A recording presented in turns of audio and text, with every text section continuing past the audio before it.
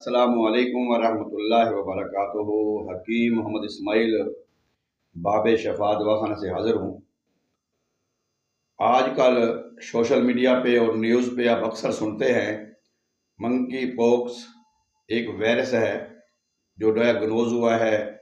پاکستان میں بھی اس کے منکی پوکس وائرس کے پیشنٹ کا معلوم ہوئے ہیں KPK والی سائڈ پہ یا پاکستان میں کسی جگہ پہ۔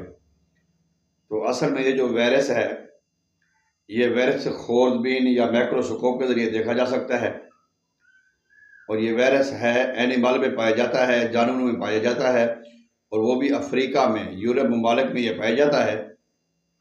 اور اس کا جو یہ دریافت ہوا تھا، جب اس کا پتہ چلا تھا، یہ تقریباً آج سے 50 سال پہلے 1975 میں یا 1977 میں یہ دریافت ہوا تھا WHO کی رپورٹ کے مطابق۔ پھر اس کے اوپر ٹیسٹ ہوئے، پھر ٹرائل ہوئے، پھر اس کا علاج ہوا، پھر بندوں کو الحمدللہ اس سے سیو رکھا گیا۔ اس کی جو اموات ہیں، جب سے یہ دریافت ہوا ہے، اس سے پہلے تو پتہ نہیں تھا کہ یہ بیماری ہے یا نہیں ہے، وائرس ہے یا نہیں ہے۔ تو 1975 یا 77 سے لے کر آج تک کوئی 1500-1600 لوگ جو اس وائرس کی وجہ سے اپنی جان سے، اپنی زندگی سے ہاتھ دھو کے بیٹھے ہیں، وہ تقریباً اتنے ہی ہیں۔ پاکستان میں جیسے یہ یورپ ممالک میں پرانا ہے، 1977 میں یہ دریافت ہوا۔ افریقہ کے جو جانور ہیں، افریقی جو جانوروں میں اینیمل میں پایا جاتا ہے، پھر یورپ کے بھی کافی ممالک میں یہ دریافت کیا گیا ہے، وہاں پہ پایا جاتا ہے۔ آپ نے دیکھا ہوگا اکثر کہ وہ لوگ جانوروں کے ساتھ رہتے ہیں، جانوروں کے ساتھ سوتے ہیں، ان کا کھانا پینا بھی جانوروں کے ساتھ ہوتا ہے۔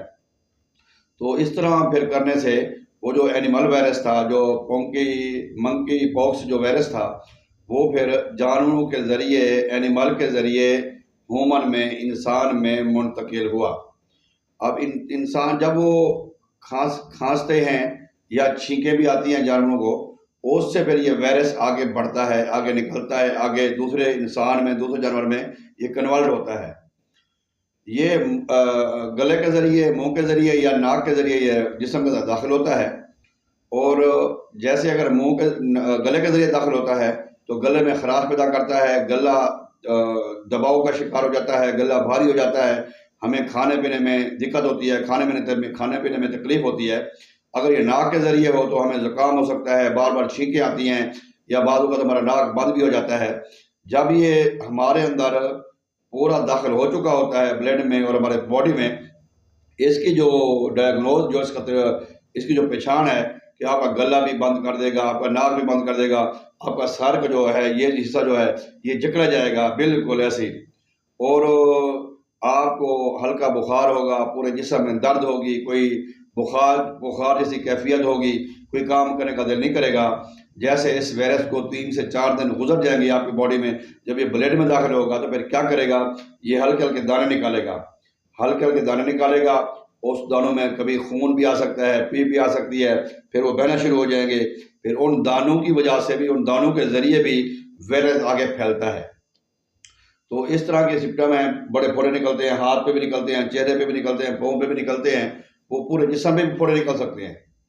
تو یہ ایک بیماری ہے، اور اس پہ کوئی دوسری رائے نہیں ہے کہ بیماری تو ہے، یہ وائرس تو ہے صحیح، کیونکہ جو WHO ادارہ ہے، اس کی تحقیقات الحمدللہ پوری دنیا میں مانی جاتی ہیں، ایک اچھا ادارہ ہے ماشاءاللہ، جو انسانی فلاح کے لیے، انسانی صحت کے لیے کام کر رہا ہے۔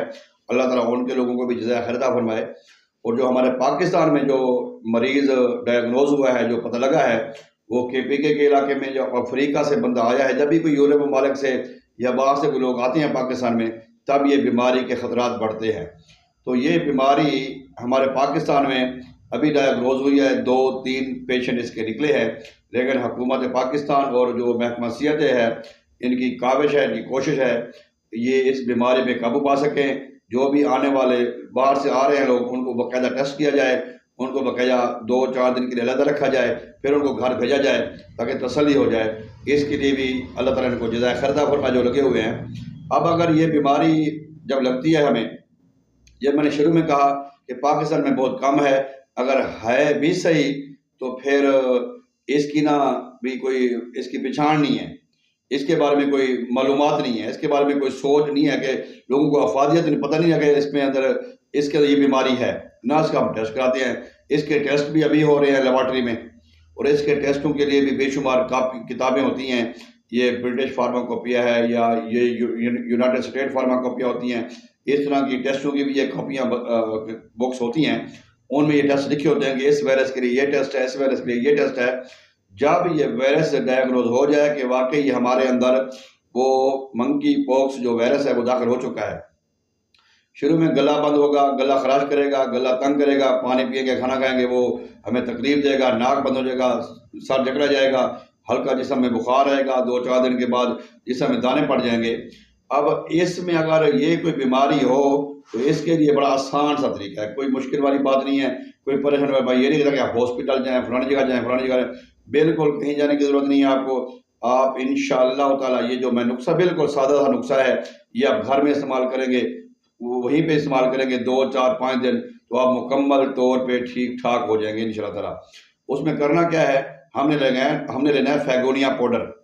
فیگونیا کہا جاتا ہے دھماسے کو. دھماسا ایک عام چیز ہے، دھماسا پاکستان کے بیشتر علاقوں میں، سرحدی علاقوں میں بہت اکثر مل جاتا ہے، آرام سے مل جاتا ہے. تو دھماسا لیں گے.